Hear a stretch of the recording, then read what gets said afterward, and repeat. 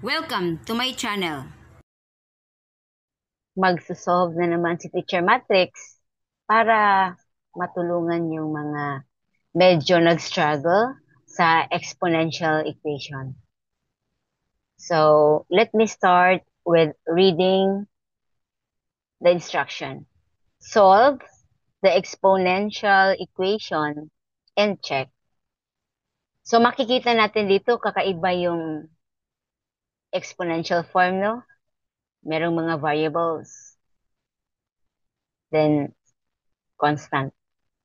So, ito yung base. Tapos, ito yung mga exponent. Ito yung base, ito yung exponent.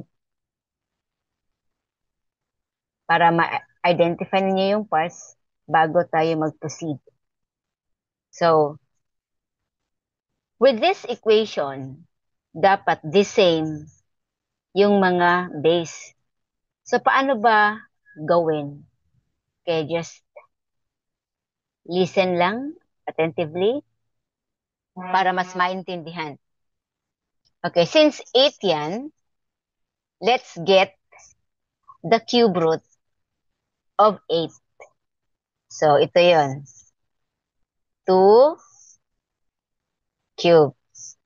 Kasi when you multiply 2, 2 times 2 times 2, 8 man yan.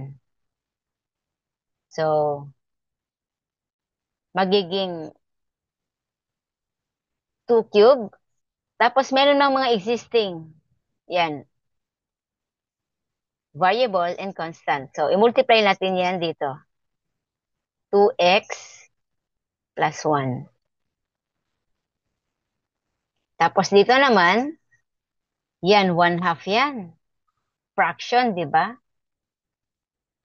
So, we will apply the rule for negative exponents. Ang rule doon is, pag, pag ganito yung fraction, then i-convert natin yan sa negative exponent. Following the rule for negative exponent. So, paano ba gawin yun? So, meaning, the 2, bali, may, reciprocal, gawing,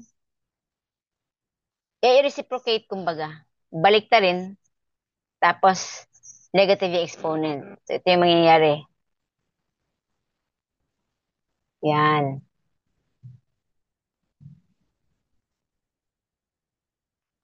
Then, multiply it by x negative 2. O, di ba? Pareho na sila ng base. Ngayon, focus na tayo dun sa exponent. Dito tayo, focus tayo dito. I-set aside muna natin itong mga base kasi parehas naman sila. So, later na tayo dyan.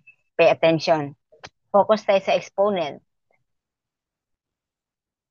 So, let me change the color para maka-follow kayo. I like the blue color. So, using this 3 times 2x plus 1.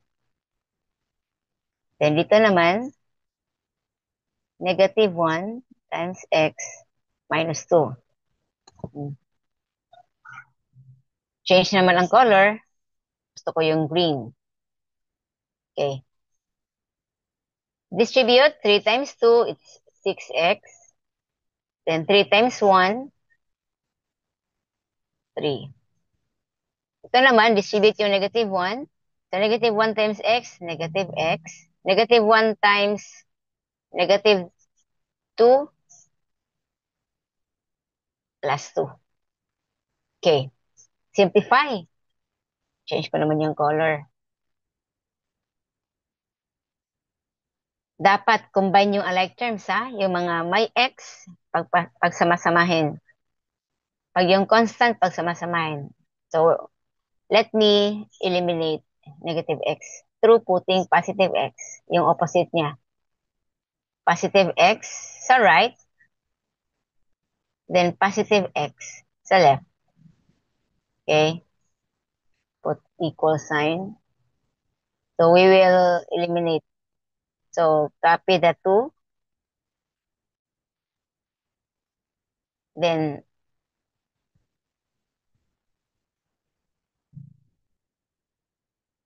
ito naman, para i-combine ang alike terms, ito, i-negative 3 yan para matranspose doon sa kabila. O, negative 3. So, this becomes 0. Then, add 7x. Ito naman, magiging negative 1 yan. Negative 1, then 7x, then divided by itself sa left and sa right.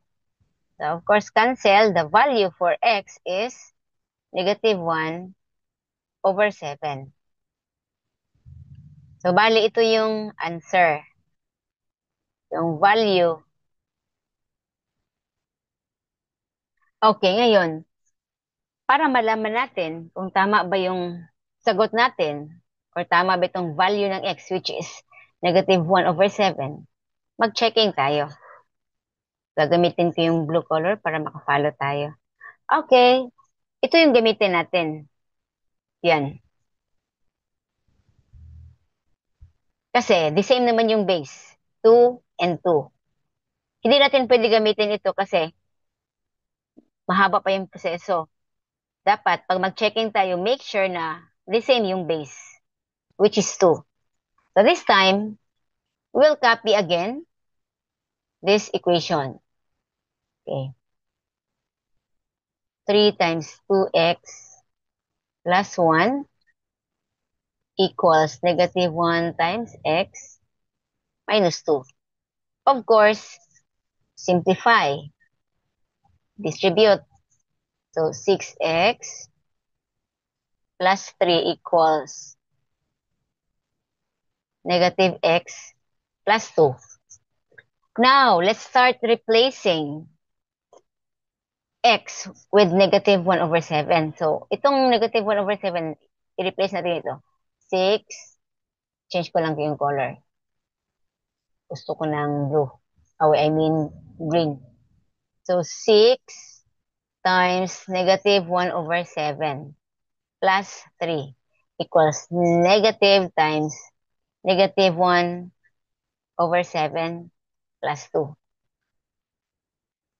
Then, simplify muna. 6 times negative 1, so negative 6 over 7. Then copy plus 3. Then dito naman, negative times negative 1 over 7. So, positive 1 over 7 plus 2. Okay. Now, let's apply the butterfly method. Since ano yan, fraction, then whole number. So, butterfly method. So, negative 6 times 1. It's negative 6. 7 times 3 plus 21. 7 times 1, it's 7. Ito sa kabila. 1 times 1, it's 1. 2 times 7, yan, 2 times 7, 14. 7 times 1, 7. Okay, let's continue. Negative 6 plus 21, it's 15. Then copy the 7. Then 1 plus 14, it's 15 over 7. So meaning, 15 over 7 is equal to itself. Meaning, tama pala yung value. ng x natin, which is -1/7. Kung may mga tanong kayo, mag-comment down lang para matugunan natin yung mga confusions ninyo. Maraming salamat!